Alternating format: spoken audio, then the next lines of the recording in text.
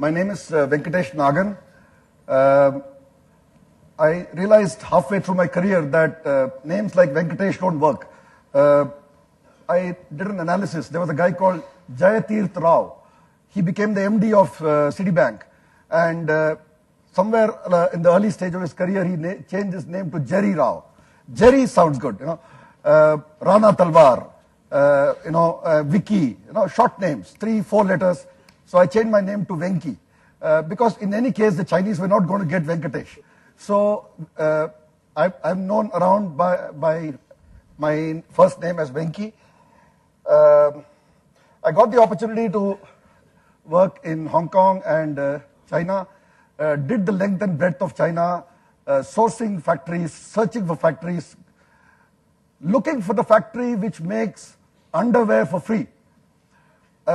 That's the ultimate sourcing man's dream, to find a factory which makes garments free. And we found it. We found a factory in Fujian which makes the 7-pack briefs for Walmart free. Because they tell Walmart, we'll do all your 7-pack briefs free as long as you give us your trunks and hipsters. That's a strategy. This only the Chinese can think. So they do millions of pieces of the 7-pack briefs free. So these are some kind of experiences I want to share. I've looked at the presentation in 3 aspects. One, the India side, the China side, and a few thoughts on excellence. Right. Now coming to the garment export opportunity, we have some figures from 2013 which are factual, and then I do my own forecasting for 2020 in 2 scenarios. China has been consistently maintaining a 40% share of the garment export business, but definitely is going to shrink. The labor cost has gone up, the labor pool has gone down, so China will slowly shrink as a garment manufacturing destination, and they call it the tipping point. When is the tipping point going to come? When China will become a net exporter of fabric and not just garments. So in my calculation, 2017, 2018, they'll be really shrinking a lot. But let's still give them a benefit of doubt, because it's a question of who can take that big volume from China, who can grab it. The other countries are not so well prepared. So that is why China will exist for a little longer. So 2020, there was a projection by Wazir Advisors also that $640 billion will be the kind of export trade. And China, in 2 scenarios, could do 35% or 30%. So I get a figure for China. After that, I work very closely with all these countries, and so I looked at Bangladesh. This country, there's nothing else. There's garment, and garment. So they have to grow. They've got a stable government. They've got plans in place. Infrastructure is improving. Possibility to do 65. Italy, all the top-end brands and the branded stuff, luxury stuff, okay, we give them about 30 billion. Germany, this is not all made in Germany. These are goods made in Eastern Europe and then brought into Germany, and so Germany gets the credit for about 25 to 30 billion. Vietnam, very strong. Vietnam is like a wicket keeper standing behind China. Everything which drops from China, they catch. So jackets, coats, things like that. So Vietnam has got the labor, has got, they're doing the right things. They are talking very seriously with the US on the one side for the TPP, the Trans-Pacific Partnership. At the same time, they are lobbying with the EU. They know that the TPP is going slow. They want to get their Europe duty-free by next year. That is smart thinking. So Vietnam can do easily 50 billion. Turkey, fast fashion, won't grow much. Prices are high, but could be stable at about 30 to 35. These are all only ready-made garments, not textile exports. And the others are the South America production, a little bit of Africa production, and all that. So there we come to India. Presently at about $16 billion of export, with a great opportunity to go for 50 billion upwards to 67 billion. It's a question of the will. The will has to be there to go for it. Okay. So we look at the domestic market opportunity. I picked up some data from Wazir Consultants. 2012 market for India plus China, new word coined by Modi is inch, is 195 billion. In the same time, USA plus Europe was 575 billion. But the growth rate of the domestic market in India and China is going to be so much more than the other markets which are flat. So India will become 200 billion, China will become 540. So by the year 2025, India plus China domestic market will exceed Europe plus USA. That gives an opportunity for the manufacturers to think, do we want to supply to this end of the market or supply to this end of the market? So each vendor will take his call. He will decide his strategy. Okay? So this is something about the domestic opportunity. Then we go in for the positives from India. We all know this, won't spend much time. Population, we have a very good size of population, and we've got young population, people who are capable and interested in working in the garment industry. We've got plentiful cotton. We can plan strategically how much to keep for ourselves, how much to export, and then partner with Bangladesh and make a killing on that. India education systems are good, both at school level and at the first degree level. Indians are creative people. Chinese lack that. So we've got the creativity edge. We can leverage on that. The textile and garment ecosystem exists. This is something Myanmar doesn't have. Myanmar people talk. Myanmar doesn't have cartons, doesn't have needles, doesn't have sewing machines, doesn't have mechanics, doesn't have laundries. So Myanmar will stay there with its child labor. But India has got the ecosystem. India has got all kinds of. India has got textile. India has got garmenting, and India has got a support system. MOQ flexibility. Indians have been really shaping up well. They're able to accept even 1,000 pieces or even lesser than that pieces per style. And this gives a big edge in terms of fashion production. So India has got the MOQ flexibility. There is the conflict when you go in for the smaller MOQs, it's going to affect your productivity. But then, we have some trade-off. Skilled handwork. So particularly North India and maybe in the future, a little bit towards Bihar, we're going to have very good embellished, hand-embellished styles. That's going to be an edge. Bangladesh doesn't do it. Sri Lanka doesn't do it. FDI rules, as brands come in for single brand retailing in India, they have these rules like 30% sourcing must be from India. Great opportunity for India, must leverage on that. Online retail is also growing. So overall, robust opportunities for garment manufacturers to invest more in this country. In the past, they were not investing in this country. 2005, the global textile quotas ended. Everybody knew it's going to end. Prior to that, China was doing all kinds of transshipments because they didn't have quota. And then everybody knew 1st of January 2005, textile quotas will end. It's going to be a level playing field. China is now going to grow. 1st of January 2005, Indian government reduces the incentives for the Indian garment manufacturers. Now, what kind of signal does that give to the manufacturers? In the year 2005, January, I joined my first job in mainland China.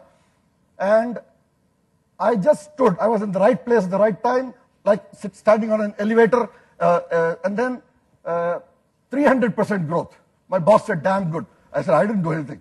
So the thing is that the Indian manufacturers lobbied to the government and said, please do something, opportunity is coming, we've got to, please, can you help us on some policies and some incentives?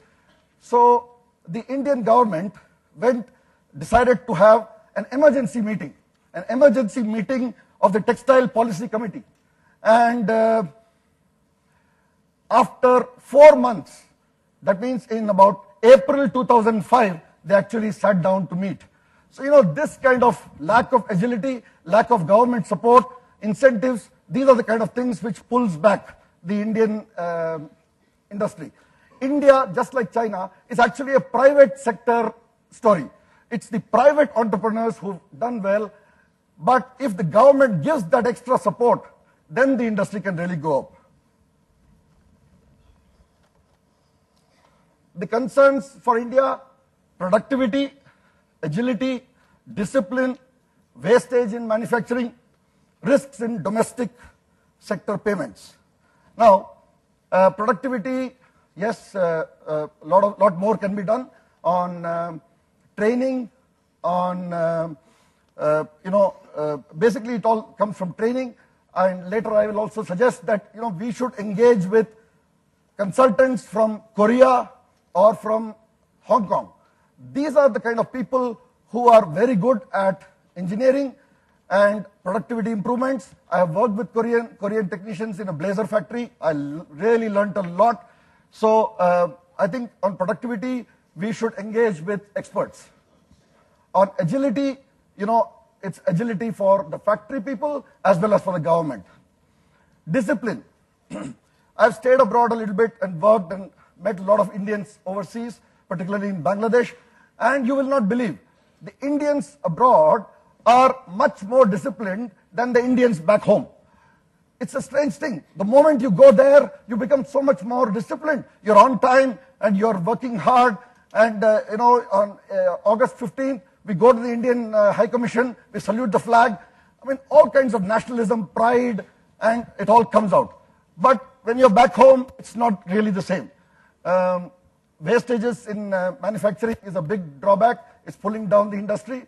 We can improve that. Risks in domestic payments. This relates to the Indian domestic sector, which I talked about. I have a choice from Asmara to supply fashion garments for exports or fashion garments to the Indian domestic industry. We thought, great opportunity. Indian domestic industry is even bigger. So we started. 7 of the top brands of India let me down on payments. They did not pay me. And it was strange. We had LCs and all kinds of things. Nothing worked. We had to go and plead, please pay us. And they said, nahi pay karenge. Kisi upar jana hai to, you can go to my boss and talk. So, this gave me the signal. Why should I supply to the domestic market? My payments from exports are much more secured. So this is something which does not happen in China. Today, the Chinese vendors are supplying more to the Chinese domestic market and not slowly cutting down on exports. They're happy to do RMB trading. They trade in their local currency. And the payments are all open. But they are quite secured by the local laws that their Chinese domestic retailer will not let them down or kill them on payments. Ideas. These are all my ideas. Sometimes I criticize a few things. Please don't mind. It's no malice. It's just that I want India to improve. Right? I have seen Bangladesh as a success story. And Bangladesh is nothing more than just another state of India. It's so near. In fact, it's inside India. And you go there, the textile industry is thriving. And right next to that, West Bengal, I think is a great opportunity. If you look at it as a greater Bengal and put a lot of garment industry there, the Calcutta port, fabric comes in at the same time as it reaches Chittagong. So I think this is an idea because states like Madhya Pradesh or Gujarat, they're going into technology, they're going to cars, they're going to other areas. But West Bengal could be an area, and you'll get a lot of labor from the northeast states. And I think the Indian professionals, let's say all of my professionals, we employ almost 17 Indians in Dhaka. They do such a good job. People like that, we should be offering them a slightly good salary to work in West Bengal and really develop a good base there. This is one suggestion from me. Number 2, as I said, bring in professionals from Hong Kong and Korea. You go into China, there are 2 types of factories. The Hong Kong-owned factories and the mainland Chinese-owned factories. Big difference. You'll see the Hong Kong factories are professional, productivity, they talk about lean management and all the scientific things. They've got scale. And then the mainland Chinese factories, there will be no quality checker at the end of the line. So I go to the end of the line and say, where is the checker? So the guy says, she's the checker. So I said, no, no, no, she's cutting threads. Where's the checker? He says, she's the checker. So compared to that, you go to an Indian factory and say, who is the checker? They'll say, sir, this boy or this girl, they are the checker. 12th pass hai, sir. Bahut acha. I really like that. India has got a lead on quality. India has got the quality advantage. India has got the creativity advantage. So these are two distinct things we can leverage on compared to China. Korea, the countries where Koreans have gone, the industry has developed very well. Koreans came to Chittagong. Koreans came to Vietnam. Koreans, I don't think, have come into the Indian textile industry in a big way. We are missing that opportunity. We should really, get more Korean professionals to come and work for us. GSP for Europe, we keep talking. The whole government, 10 years, last government, nothing happened. Big opportunity missed. Now Vietnam is trying for it. Pakistan has got it. So India must really go all out and get GSP. And this is something we have to, all of us, work together with the Commerce Ministry. Once we do that, we can look at some of the other markets and see where else we can also try for GSP duty-free advantage. Outerwear. Outerwear is a big area where Chinese always had the domination. And a little bit of that is now going to Indonesia. Some of it is going to Vietnam. But India can do a lot more. India should invest in synthetic polyester and nylon making mills and go all out to develop on heavyweight jackets. Invest for scale. Why has China come up so well, and why does the customer or the buyer have so much confidence in China? Because the factories have scale. The factories are so big. Some of them look like a football field. They're so big, so the customer knows that in the merchandising process, often things go wrong. Things get delayed. But finally, the factory has to accommodate it and still try. They will not get their usual 45 days. They may have to push it out in 15, 20 days. That's when scale matters. If you go to a bigger factory, you get more lines, and they're going to push it out in 15 days. The buyer has got the confidence that from China, my probability of getting my goods on time is higher. They go for the comfort level. So India should also go in for scale. We should not go in for 500 machine factories. Go for 2,000, 2,500 machine factories. Activewear. Activewear is an area which is really causing the buzz all around now. You talk of companies, everybody is going for activewear.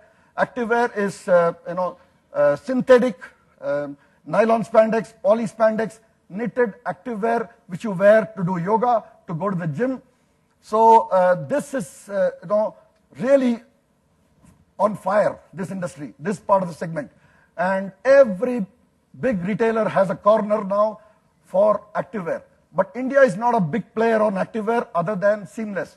But I think we should really invest on fabric knowledge and mills for synthetic knitted fabrics, and then making the garments is easy. Okay. Sorry, I'll take a. Okay.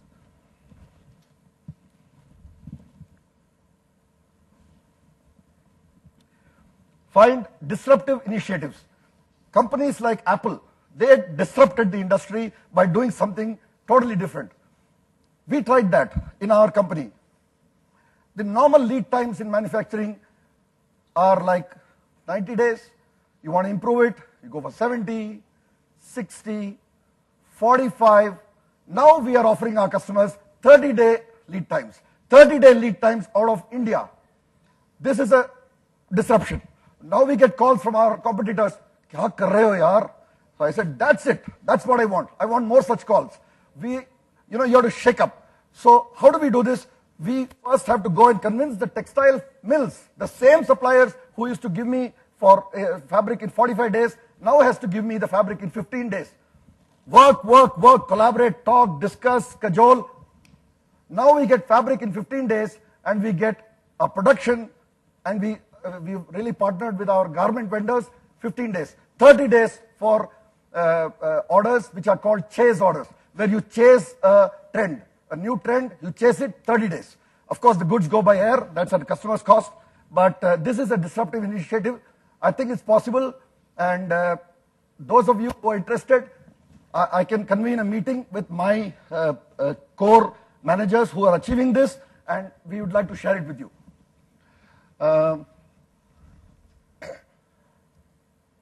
China, the cunning opportunist.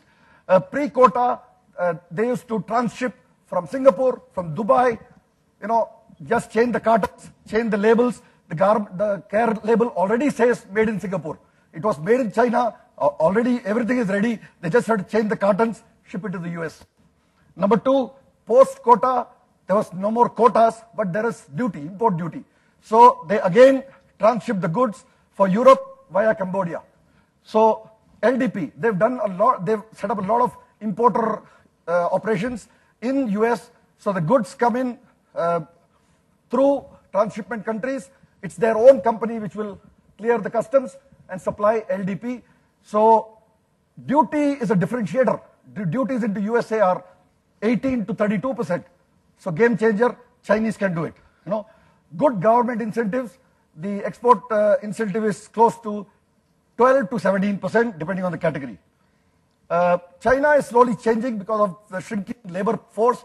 They are trying to play the turkey game, trying to do better price, smaller quantity orders.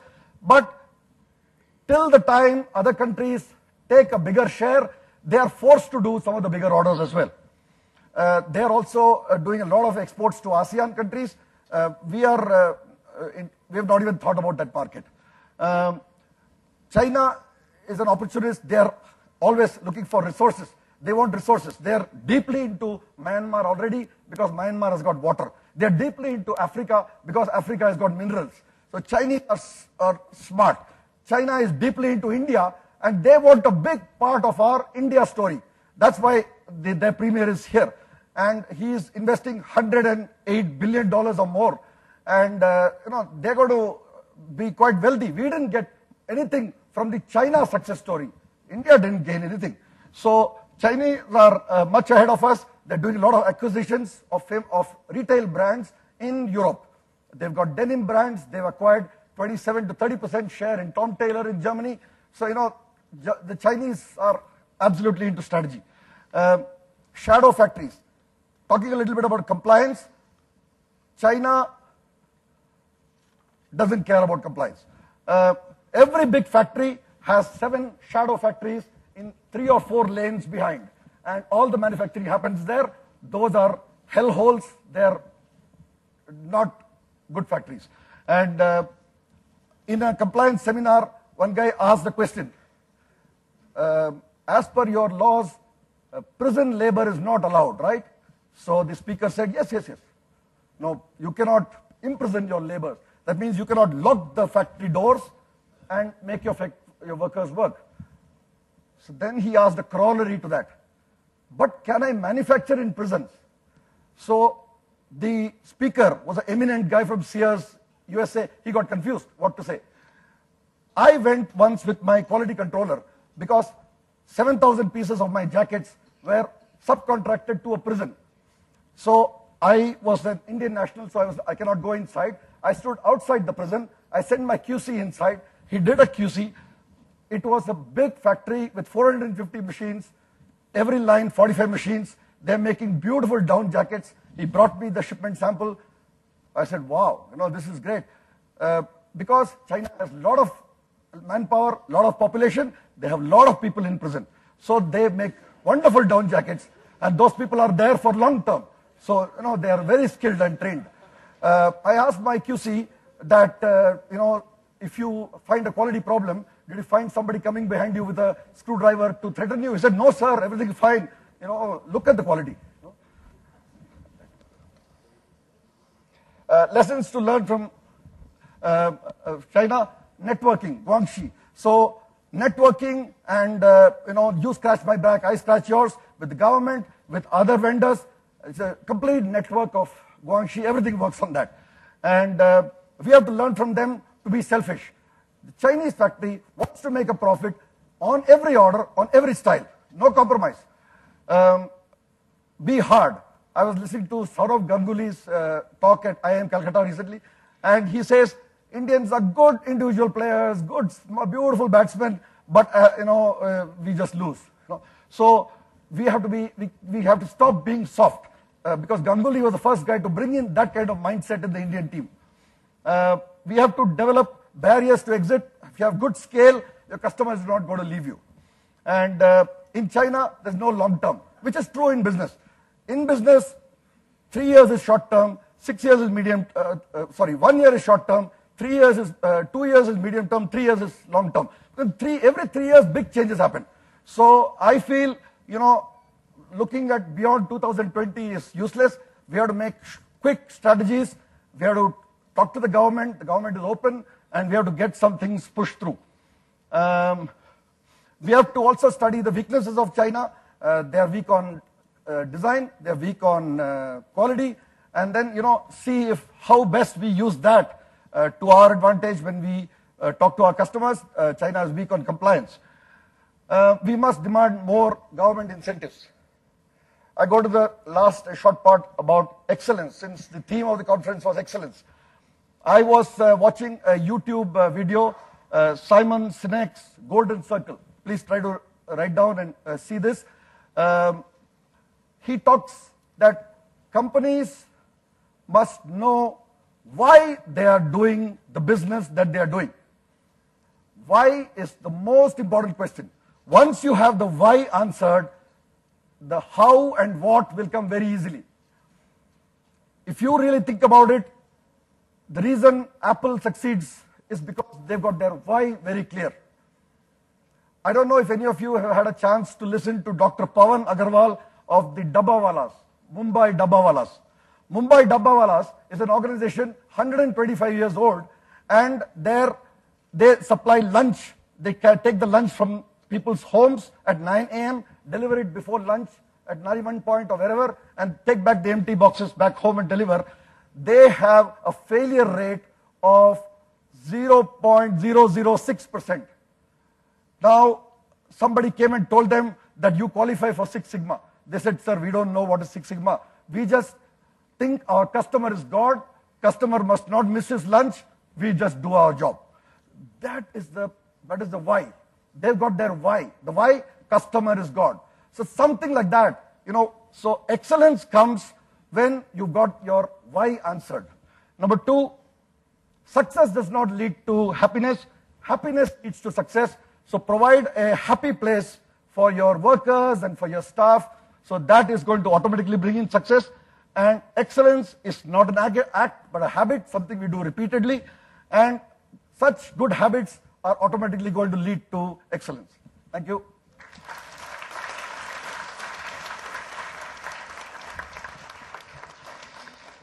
Thank you very much, Venki, for that high energy talk.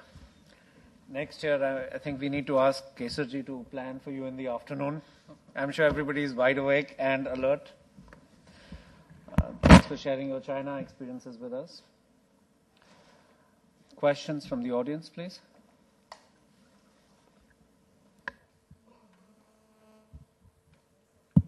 So that was quite informative, but I want to ask just one thing. When we talk about this West Bengal cluster, though proximity is an advantage, but the point is social political scenario there. That is going to be a hindrance for the production facilities over there. I am not fully aware what kind of social political challenges are there, but this is my suggestion, that there is a lot of synergy to be had, and that is the area I feel we should try to grow the business.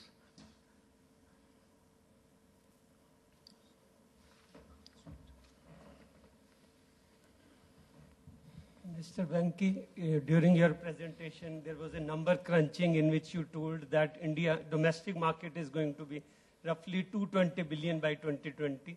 50 to 60 would be another through exports, garment exports drawn out of India. So no. 200 is the market, is the market size. Yes. The numbers on the first slide were on a different reference basis. Those were exports, FOB exports from the different countries, whereas the second one was about the market opportunity and how India and China are going to become very big. But That's just please yeah. continue. Assuming that we are close to that scenario, you know, how do you really see at the ecosystem? Is the industry really geared up to take that kind of a thing? Notwithstanding, there are thorny issues, you know, labor still remains a thorny issue. Not enough investments are coming in the apparel and textile, which is losing sheen amongst other sectors, doing much better, outdoing this sector. And third is, I think, skill development still is at the infancy stage, I'm sorry to say. Kindly react. Yeah. Definitely, this is what I'm trying to get across, and I hope all of us, through the proper channels, can address it to the government to give us those incentives, because Wazir Partners explained in the previous conference that huge investment is required in machinery and in plants. Good Indian entrepreneurs are setting up factories in Bahrain, in Vietnam, and in Bangladesh. Why? They should be encouraged to set up factories and that capacity in India. So I feel that is the way to go, and we have to keep our Indian entrepreneurs investing here. Great opportunity and big market, and you know, I feel we have to invest in India. As somebody who's come back from China and seen the high energy and output over there, even barring the prison labor, I think they are doing certain things very right. Can you share with us your success stories in bringing those experiences back into India, where you've been able to make dramatic change here in the working culture? Frankly, no, you know, because when we work with the merchandisers there, I sit in my room and I'm looking at my merchandiser from behind. She doesn't know I'm looking at her. And the email comes, she reads it first. And then she reads it again. And third time, she prints it out, walks to the printer, gets it, reads it a third time. This is communication language problem. And then she makes some notes, and then she very slowly and carefully types her reply, and then she does a spell check, and then with great difficulty she sends. So, you know, really, the China, the reason they've come up so well is due to a lot of trading partners using that labor availability and scale to advantage. So I had to unlearn a few things after coming from China, but I couldn't teach my people too many good things.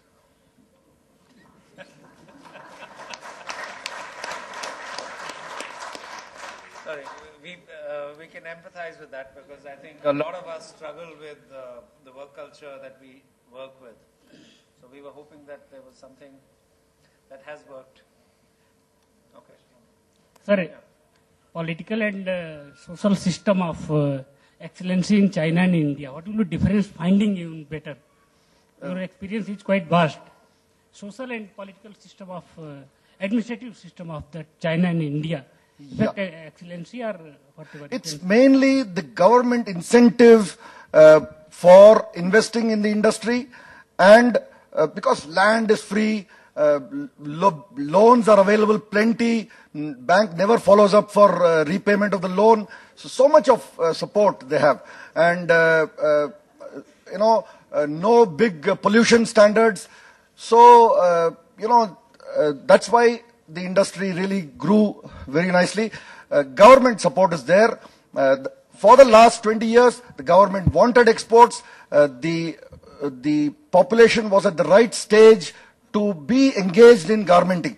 Now, they don't need textile. They don't need garment industry. They really give it as, you know, stepmotherly treatment, because the workers have opportunities to work in the car plants or the food plants or the supermarket or the apple factory. So now they are going to dwindle as a garmenting place. So we have to, in India, you know, take this opportunity. I know that we will have to, we also have some labor challenges. We don't have a labor shortage. We have labor available in different places. And sometimes the factories are going to to the places where the labor is. The industry is less in Bangalore, but maybe in Hubli or Mysore. The industry is going to Salem, Bhiwadi, outer Noida, greater Noida. So we'll have to go that way, where the labor is. Sir, we have one more question back there. Can you hear me? Okay. Yeah. Hi, Venki. A good presentation. Enjoyed it. I'm here. Yeah. Hi.